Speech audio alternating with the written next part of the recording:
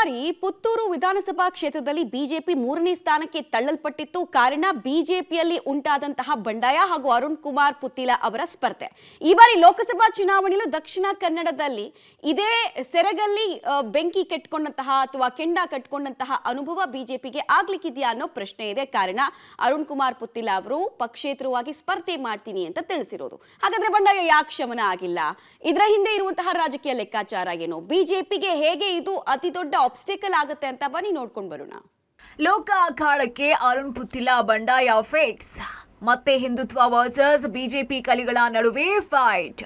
ಕೇಸರಿ ಭದ್ರಕೋಟೆ ದಕ್ಷಿಣ ಕನ್ನಡ ಜಿಲ್ಲೆಯ ಚುನಾವಣಾ ಅಖಾಡ ಈ ಬಾರಿ ಬಹಳ ಇಂಟ್ರೆಸ್ಟಿಂಗ್ ಆಗಿದೆ. ವಿಧಾನಸಭಾ ಚುನಾವಣೆಯ ಸಂದರ್ಭ ಬಿಜೆಪಿಯ ರೆಬಲ್ ಲೀಡರ್ ಅರುಣ್ ಕುಮಾರ್ ಪುತ್ತಿಲ ಬಂಡಾಯ ಅಭ್ಯರ್ಥಿಯಾಗಿ ಸ್ಪರ್ಧಿಸಿ ಬಿಜೆಪಿಯನ್ನ ಸೋಲಿಸಿ 3ನೇ ಸ್ಥಾನಕ್ಕೆ ತೆರಳಿದ್ರು. ಸೂಕ್ತ ಸ್ಥಾನಮಾನ ನೀಡದೆ ಹೋದ್ರೆ ಈ ಬಾರಿಯ ಲೋಕಸಭಾ ಚುನಾವಣೆಗೂ ಪಕ್ಷೇತರ ಅಭ್ಯರ್ಥಿಯಾಗಿ ಸ್ಪರ್ಧಿಸುವ ಎಚ್ಚರಿಕೆ ಕೊಟ್ಟಿದ್ರು. ಈ ಮಧ್ಯೆ ಹಲವು ಮಾತುಕತೆಗಳು ನಡೆದ್ರು. ಅದ್ಯಾವುದು ಫಲ ನೀಡದಂತೆ ಕಾಣಿಸ್ತಾ ಇಲ್ಲ. ಇದೇ ಕಾರಣಕ್ಕೆ ಇದೀಗ ಪುತ್ತಿಲ ಪರಿವಾರದ ಮೂಲಕ ಬಿಜೆಪಿಯ ವಿರುದ್ಧವೇ ಮತ್ತೊಮ್ಮೆ ಸೆಟೆದೆದ್ದು ನಿಂತಿದ್ದಾರೆ. ಲೋಕಸಭಾ ಚುನಾವಣೆಗೂ ಬಂಡಾಯದ ರಣಕಹಳೆ ಮೊಳಗಿಸಿದ್ದಾರೆ. ಪುತ್ತಿಲ ಪರಿವಾರದ ನಾಳೆ ಬರುವ ಎಲ್ಲ ಚುನಾವಣೆಗಳಲ್ಲಿರಬಹುದು, ತಾಲೂಕು ಚುನಾವಣೆಗಳಲ್ಲಿರಬಹುದು, ಜಿಲ್ಲಾ ಚುನಾವಣೆಗಳಲ್ಲಿರಬಹುದು, ಜಿಲ್ಲಾ ಪಂಚಾಯತ್ ಚುನಾವಣೆಗಳಿರಬಹುದು, ತಾಲೂಕು ಪಂಚಾಯತ್ ಚುನಾವಣೆಗಳಲ್ಲಿರಬಹುದು 100ಕ್ಕೆ 100 ಪುತ್ತಿಲ ಪರಿವಾರ ಸ್ಪರ್ಧಿಸುತ್ತದೆ. ರೆಬಲ್ ಲೀಡರ್ ಅರುಣ್ ಪುತ್ತಿಲಾರನ್ನ ಬಿಜೆಪಿಗೆ ಕರೆತರುವುದಕ್ಕೆ ದೊಡ್ಡ ಮಟ್ಟದಲ್ಲಿ ತೆರೆಮರೆಯ ಕಸರತ್ತು ನಡೆದಿತ್ತು. ಹೈಕಮಾಂಡ್ ಅಂಗಳದಲ್ಲೂ ಈ ವಿಚಾರ ಸದ್ದು ಮಾಡಿತ್ತು. ಕಳೆದ 1 ತಿಂಗಳ ಹಿಂದೆ ಪುತ್ತಿಲ ಪರಿವಾರದ ಮುಖಂಡರು ಪುತ್ತಿಲ ಬೆಂಬಲಿಗರ ಸಭೆ ನಡೆಸಿ ಬಿಜೆಪಿ ಪಕ್ಷಕ್ಕೆ 3 ದಿನದ ಗಡುವನ್ನ ನೀಡಿದ್ರು.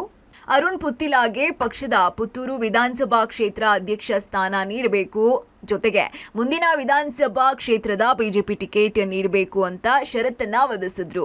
ಆದ್ರೆ ಈ ಡೆಡ್ಲೈನ್ ಹೈಕಮಾಂಡ್ ಕೆಂಗಣ್ಣಿಗೆ ಗುರಿಯಾಗಿತ್ತು. ಪುತ್ತಿಲ ಪರಿವಾರದ ಬೇಡಿಕೆಯನ್ನ ಮೌನವಾಗಿಯೇ ಬಿಜೆಪಿ ತಿರಸ್ಕರಿಸಿತ್ತು. ಹೀಗಾಗಿ ಅರುಣ್ ಪುತ್ತಿಲ ಹಾಗೂ ಪುತ್ತಿಲ ಪರಿವಾರ ಬಂಡಾಯದ ಕಹಳೆಯನ್ನ ಊದಿದ್ದಾರೆ. ಮುಂದಿನ ಲೋಕಸಭಾ ಚುನಾವಣೆಯಲ್ಲಿ ಅರುಣ್ ಕುಮಾರ್ ಪುತ್ತಿಲ ಸ್ಪರ್ಧಿಸ್ತಾರೆ. ಈ ಮಂಗಳೂರು ವಿಧಾನಸಭಾ ಕ್ಷೇತ್ರದಲ್ಲಿ ಗೆಲುವನ್ನ ನಾವೆಲ್ಲರೂ ಸೇರಿ ಸಂಭ್ರಮಿಸುವ ದಿನ ಬರಲಿ. ಇತ್ತ ಪುತ್ತಿಲ ಬಂಡಾಯ ಸ್ಪರ್ಧೆಯ ಬಗ್ಗೆ ಮಾತನಾಡಿದಂತಹ ಕಟೀಲ್ ಪುತ್ತಿಲ ಬಂಡಾಯದ ಸ್ಪರ್ಧೆ ಬಗ್ಗೆ ಡೋಂಟ್ ಕೇರ್ ಎಂಬ ರೀತಿಯಲ್ಲಿ ರಿಯಾಕ್ಟ್ ಮಾಡಿದ್ದಾರೆ. ಇದೊಂದು ಪ್ರಜಾಪ್ರಭುತ್ವದ ವ್ಯವಸ್ಥೆ. ಪ್ರಜಾಪ್ರಭುತ್ವದ ವ್ಯವಸ್ಥೆಯಲ್ಲಿ ಚುನಾವಣೆಗೆ ನಿಲ್ಲುವ ಹಕ್ಕು ಎಲ್ಲರಿಗಿದೆ. ನಮ್ಮ ಪಾರ್ಟಿಯ ರಾಷ್ಟ್ರೀಯ ನಾಯಕರು ಎಲ್ಲ ಯೋಚನೆಗಳನ್ನು ಮಾಡಿ ತೀರ್ಮಾನ ಮಾಡ್ತಾರೆ.